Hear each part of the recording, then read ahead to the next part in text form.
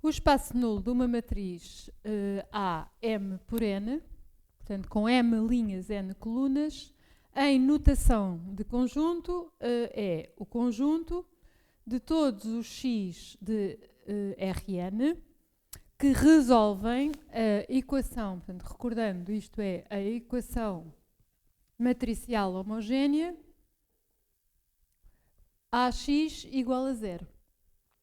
Propriedade do espaço nulo. Portanto, podemos chamar à propriedade o teorema. Portanto, o espaço nulo de uma matriz M por N, A, M por N, o espaço nulo de A é subespaço, é um subespaço vetorial de Rn. Rn. Se calhar vou só mudar a caneta, que esta não está a escrever muito bem, não é? Será que esta escreve melhor?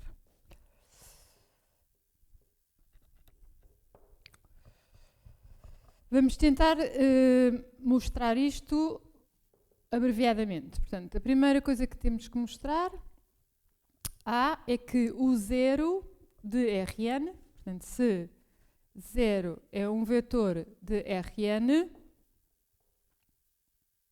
então o zero ficou no espaço nulo de A. 0 pertence ao nulo de A. O que da definição segue logo, não é? Portanto, o que é que isto significa? Isto significa que o vetor 0 está no conjunto, uma vez que A aplicado ao vetor nulo, portanto, a equação A0 igual a 0 é possível. Portanto, o 0 ficou no subconjunto de vetores de Rn. Por B, da definição de subespaço, não é? Portanto, estamos a verificar as três propriedades de subespaço vetorial. Agora temos que verificar o seguinte: se U pertence ao nulo de A e V, ou um outro vetor, também pertence ao espaço nulo de A, temos que conseguir concluir que o vetor soma, U mais V, também ficou no subconjunto de Rn, nulo de A. Pronto, então, primeiro, estas hipóteses podem ser escritas de maneira equivalente, dizendo que U está no nulo de A quando AU é igual a 0. V está no nulo de A se AV é igual a 0. Portanto, são duas soluções para a equação matricial homogénea. O que é que nós podemos então concluir de A relativamente à solução da equação A aplicada a U mais V igual a 0? A matriz A multiplicada pelo vetor soma da propriedade multiplicação por um vetor, temos distributividade à esquerda. Portanto, isto pode-se escrever como A vezes U mais AV, portanto, produto matriz-vetor. Das nossas hipóteses de U e V pertencerem ao nulo, concluímos que o primeiro vetor é o vetor 0 e o segundo vetor é o vetor 0. Somando o vetor 0 com o vetor 0, obtemos o vetor 0. Continuando a pensar em termos do que é que queremos mostrar. Portanto, queremos mostrar que U mais V, estando U e V no nulo de A, também pertence ao nulo de A, certo? O vetor soma. Portanto, conclusão, U mais V pertence a nulo de A. Recorde que isto se chama mostrar o fecho da adição. Fecho da adição. Última propriedade de subespaço. Temos que mostrar que se U pertence ao nulo de A e K é um escalar arbitrário, portanto, U pertencer a nulo de A e K um escalar arbitrário em R, temos então que queremos mostrar que K, o múltiplo K de U, também ficou no nulo de A. Pronto, então vamos mostrar isto fazendo A aplicado ao múltiplo K do vetor U.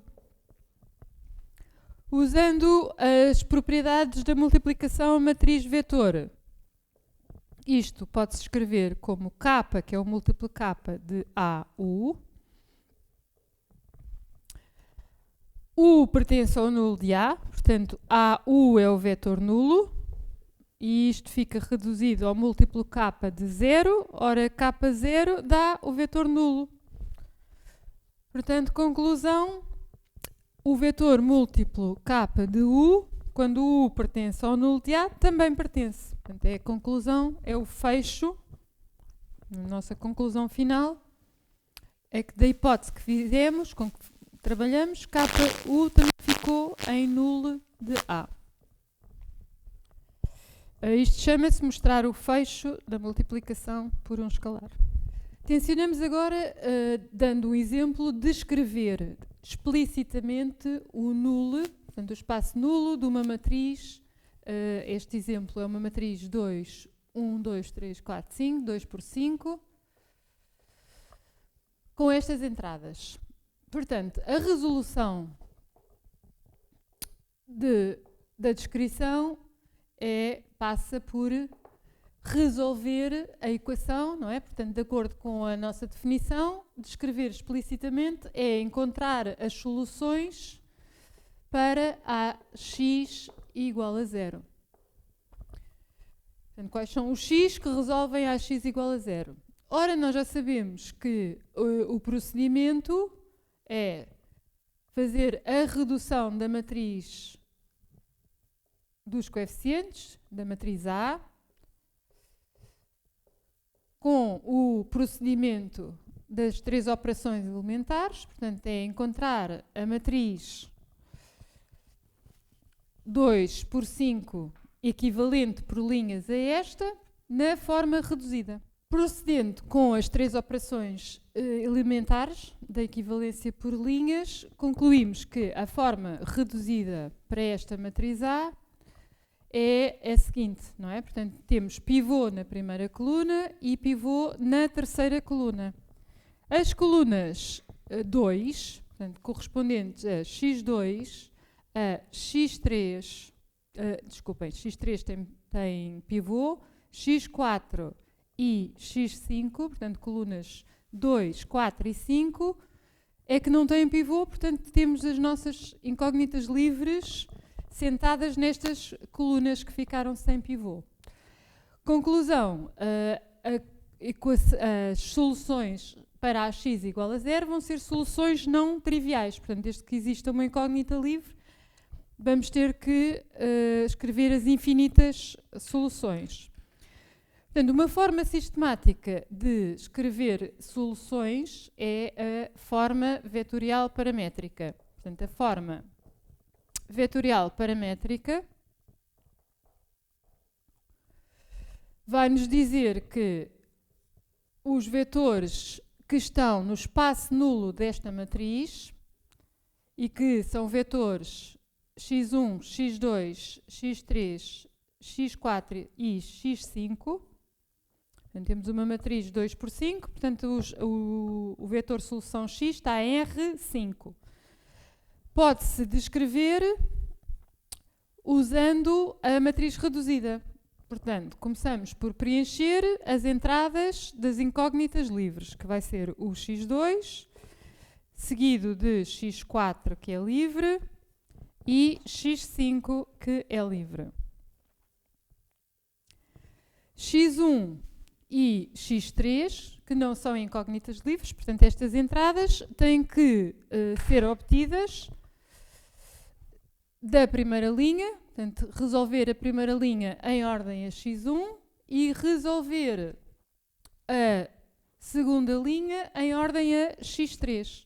Portanto, a primeira linha em x1 fica menos 2 vezes x2, vamos precisar em baixo de mais espaço, menos 13 vezes x4 menos 33 vezes x5. Da segunda linha vai ficar x3 vai ser igual a 6 vezes x4 mais 15 vezes x5. E, portanto, são estas expressões que nós agora vamos ter que substituir aqui na forma vetorial paramétrica. Portanto, o x1 vai ter que ser substituído por menos 2 vezes x2, menos 13 vezes x4, menos 33 x5. O x3 vai ser substituído por 6 x4 mais 15 x5. Portanto, nenhuma das coordenadas do vetor solução vai ter as incógnitas ativas, que são as dos pivôs, o x1 e o x3, certo? Ficou tudo em ordem a x2, x4 e x5. Portanto, o passo seguinte é escrever este vetor como uma combinação linear de pesos, com os pesos x2, x4 e x5, isolando os vetores que entram nesta combinação linear. Portanto, vamos ter o primeiro vetor, tem coordenada menos 2 a multiplicar por x2, coordenada 2 igual a 1, 0, 0, 0. Portanto, o x2 não entra mais. E, obviamente, vai ter que ser um vetor de R5. O segundo vetor, portanto, múltiplo x4, vai ter coordenadas menos 13, 0, 6, 1, 0. Estamos a isolar as coordenadas que estão a multiplicar por x4. Por último, as coordenadas que estão a multiplicar por x5 são menos 33, 0, 15, 0, 1. Pronto, fica bem acrescentar no fim que as incógnitas livres são escolhas nos reais. E, portanto, a forma vetorial paramétrica dá-nos uma descrição explícita do que é o espaço nulo do conjunto da matriz A. Uma vez chegados à escrita da forma vetorial paramétrica da solução, podemos então caracterizar o espaço nulo da nossa matriz A, do exemplo, como a expansão linear, portanto vai ser todas as combinações lineares com pesos arbitrários dos vetores menos 2, 1, 0, 0, 0, menos 13, o segundo vetor tem coordenadas menos 13, 0, 6, 1, 0, e do último vetor que tem coordenadas menos 33, 0, 15, 0, 1. Portanto, a descrição explícita do espaço nulo da nossa matriz é exatamente o conjunto de todas as combinações lineares destes três vetores. Mas podemos observar ainda que, relativamente ao subespaço nulo de A, podemos concluir, primeiro, que uma base para este subespaço, portanto, uma base para o espaço, posso escrever como se fosse nulo de A, são os vetores linearmente independentes que estão a gerar o conjunto de solução. E já de escrevermos isto assim, podemos apagar agora, para justificar que a base de nulo de A é o conjunto, vou chamar a estes três vetores abreviadamente os vetores U, V, W. Portanto, uma base para o nulo desta matriz vai ser o U, o V e o W. Justificando isto, que esta combinação do seguinte modo, não é? esta combinação linear só pode gerar o vetor nulo de R5 quando, ao mesmo tempo, tivermos x2 igual a 0, x4 igual a 0 e x5 igual a 0. Portanto, é a única combinação linear que resulta no vetor nulo de R5. Portanto, a base são os vetores linearmente independentes que geram o espaço nulo de A. Uma vez sabida a base, podemos logo concluir que a dimensão do espaço nulo desta matriz é 3, porque são 3 os vetores, não é? Portanto, a justificação tanto para a base como a dimensão está exatamente na definição do que é uma base e do que é uma dimensão de uma combinação com este tipo de raciocínio de combinação linear.